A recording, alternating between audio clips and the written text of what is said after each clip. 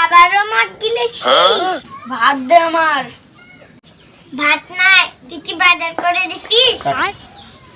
চলে আসছে শাড়ি আর মেকআপ 1000 টাকা দে। আর 1000 টাকা দে। দাঁড়ু মামা, আমি তোদের শাড়ি মেকআপ দিয়ে এসে দিচ্ছি।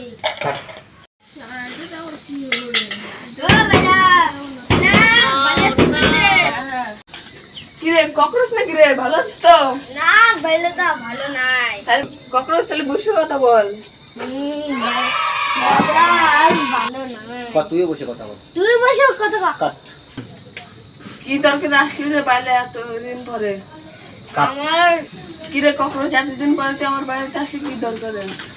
আর বাইলে তো আর কইও না, আমার 1000 টাকা হাওলাত লাগবে।